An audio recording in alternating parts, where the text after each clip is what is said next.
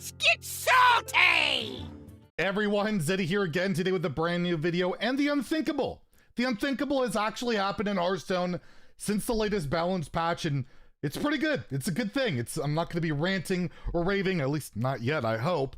Before we get into that, I have two things I want to mention. Of course, first, the giveaway we're announcing on Thursday of $500 of Hearthstone packs coming out of my pocket to celebrate 50,000 subscribers. All you have to do is like and comment on the video in the description below. Why did I like this video? It's terrible. I'm going to dislike it. I'm not going to enter. But yeah, like, comment on the video, subscribe to the channel, and you got a chance at one of the 5 $100 prizes. I also wanted to shout out my boy Dexter. Dexter has been streaming Hearthstone again. He's saying he's been rejuvenated by the latest patch playing. I saw him playing Big Beast Druid. He's playing some Holy Paladin.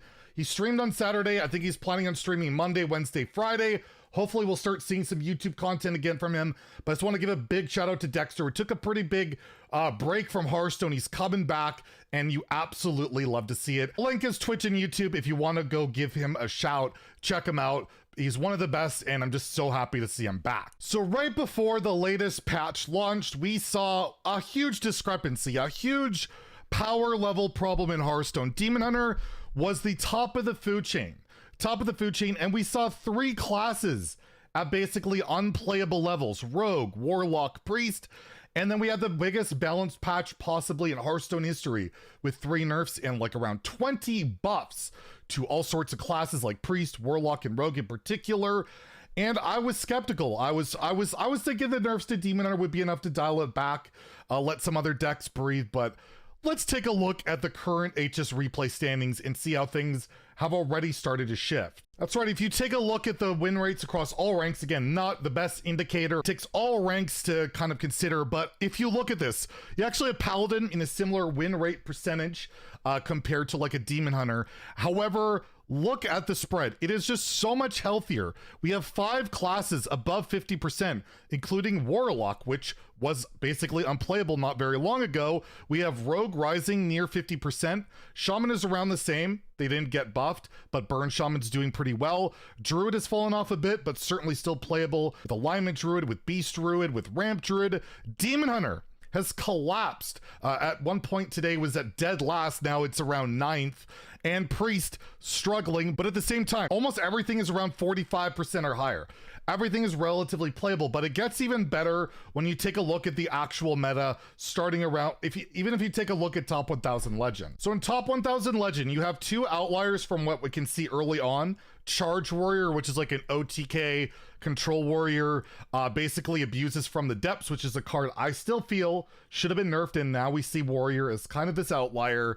And yeah, they kind of OTK you with a Mr. Smite, a Galvangar, Battleground, Battlemaster, or Faceless. Any of those in combination can do like 30 damage in one turn. It's pretty gross, it's pretty nasty, and it's fueled by the Blacksmithing Hammer, which you can trade and then draw 5 cards for 2 mana. And when you're cheating a bunch of mana with From the Depths, it's pretty gross. And then you have Holy Paladin, which I have no idea how it's so high up on here in top 1000 Legend, but it is. But again, these are early numbers and all of that. But it's just a control deck with a control shell. And again, similar theme, it kills you with the Mr. Smite. Mr. Smite is like just the card that kills so many players. I wonder why people hate him. But then you take a look at tier 2. Look at tier 2 and how many different decks we have, all above 50%. Before the latest patch, it was barely anything. We basically didn't have a tier 2. And now we see Mech Paladin, which is a mid-range deck. We have Burn Shaman, like I said, doing very well. This is the one that focuses on bioluminescence, getting a wide board and like OTKing that way, or you could just win with your really good hero card in Brukan, or get value in like Brand Bronzebeard and your school teachers and all that. The deck's very versatile. It's doing well. Bless Priest has emerged. It's around 52% in high legend. It's built around the Serpent Wig. Basically, just keep going infinite and chaining them with your Radiant Elemental. They become 0 mana, and yeah, you just chain it with all these different Nagas, and it can be a really hard deck to deal with. Control Warrior is still up there, again, From the Depths, gonna hard carry it. Same with Weapon Warrior, Hand Buff Paladin. You can see Paladin and Warrior doing very well, but you also have Naga Mage, which is one of my favorite decks, doing very well. Murloc Warlock has arisen up to 50%. Again, another positive deck. So if you're taking a look, this is just top 1000 Legend where it's cutthroat competition. People are basically tryharding the best of the best of the best stuff. There are a ton of decks that can win. But even if you look at tier 3, these aren't exactly terrible decks. They're just below 50%. You have Boar Priest, which I really wished wasn't playable. This deck tilts me and I really don't like it. It's very solitaire. Yeah, it's not the best, but just play Celestial Druid apparently. It cannot beat it. 5% against Celestial Druid. Speaking of that, that is another deck I wish didn't exist. That's right below there. You have Curse Warlock that got buffed. Beast Hunter that got buffed, you have Pirate Rogue. So you have all these decks that have emerged, right? And I didn't even mention Thief Rogue, which is also in there with the Wild Paw Knoll coming out very early. Again, something I wish that at least they kept it at 3 attack, but if you take a look at it, if it wasn't for this card, Rogue probably wouldn't be in the discussion of a tier 1 deck. So do you live with that? I don't know, but so far it seems to be working out. But basically the unthinkable for me that's happened, pretty much all the buffs have worked out reasonably well. Most of the archetypes that weren't playable that they buffed have been. And I'll even mention like Quest Priest. I know it's way down here, but I was watching Theo all day today. I've watched other top players playing this, climbing from like rank 7, 800 to top 200 Legend. I feel like Quest Priest could go up as it gets more refined, and that would basically represent all of the archetypes going up that got buffed. And now Naga Demon Hunter is kind of a middling deck. Demon Hunter was the big loser, obviously the patch. Some might argue it got over nerfed, but at the end of the day, it was just holding everything back. And I think we could see that now. I think we could really see it. It really paints that picture that with Demon Hunter out of the way, locking down all these different board decks, look how many board decks have emerged to rise, right? Like Charge Warrior, definitely not much of a board deck. Holy Paladin, I would say is. Mech Paladin is. Burn Shaman really is. It does fight for board. Blessed Priest was a board deck. Thief Rogue is a board deck.